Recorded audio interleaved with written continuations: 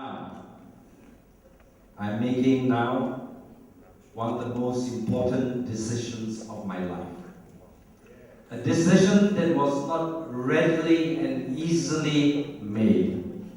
Because when you have roots for over 33 years in a single party, it is very, very difficult to uproot yourself and go on to another platform. But today, I announce I am resigning as a member of the MCA.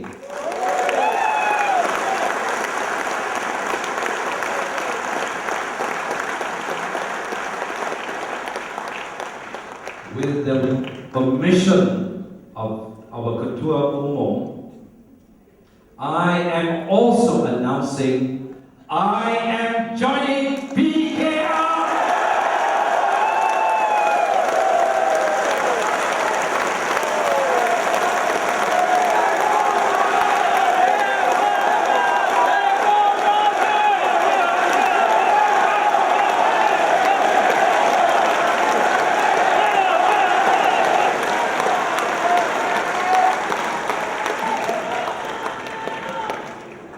Today, I am persuaded today, I am now convinced today that by making that decision, I am standing on the right side of Malaysian history.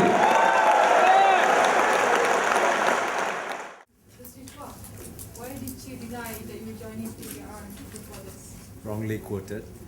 Never denied, never confirmed. I did tell them that you will know when the time is right.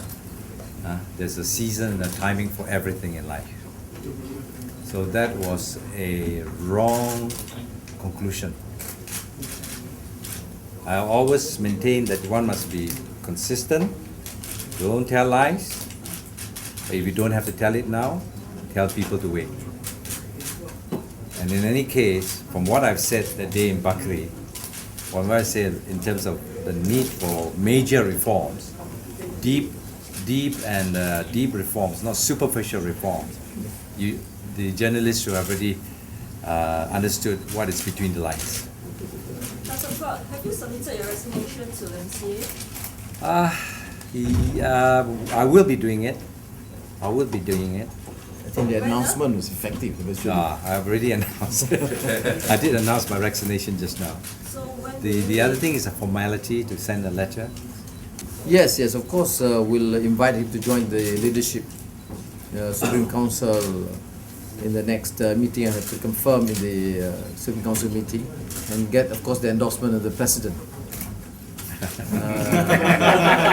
And of course, Jui Meng's role is going to be a prominent one.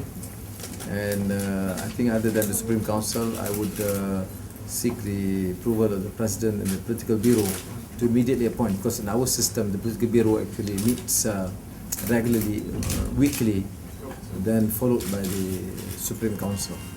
And similarly, the position of Dato' Yap and David Yeo will be invited in due course in a particular position after consultation, formal discussion with the party leaders. I must add to this that when I entered the party, it is without condition. Yes. 无条件，没有条件tak ada syarat yang saya hendak Datuk Seri Anwar memenuhi sebelum saya masuk. Saya masuk tanpa sebarang syarat. Ini penting saya sahkan ya, sebab kita bincang issues, soal isu. Dia minta penjelasan, dia minta rekod, saya minta beberapa kenyataan kita dan kita juga lihat beberapa kenyataan beliau. Tapi saya ucap terima kasih kerana dalam perbincangan ini tanpa syarat. Sebab tu yang kabar-kabar angin tentang kursi itu sebenarnya tidak dari saya sama sekali dan tidak dari Datuk Jui Meng. I will not touch on that, whether I am disappointed or not. It's with some reluctance, of course, that I left MCA. But I saw that if one was to build a modern and dynamic and a multiracial Malaysia, truly multiracial for the Malays, Chinese, Indians, etc., then there must be major reforms And you know that I have issued 2 manifestos, one in 2005 and 2008. I've compared my manifesto, the contents of my manifesto, with the vision of Datuk Seri Anwar in the Malaysian agenda and in the manifesto during the general election. And I see many areas of commonality, many areas where we can be in agreement.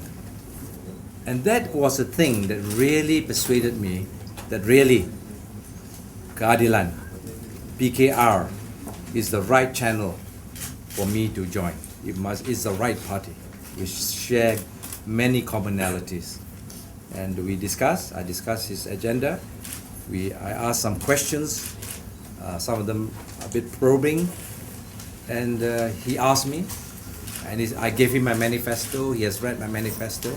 So we understood where we were both going to, what I'm going to do to help him to achieve his Malaysian agenda. So you will be meeting with Datuk Seri on ticket after this to discuss your vision? He's my friend.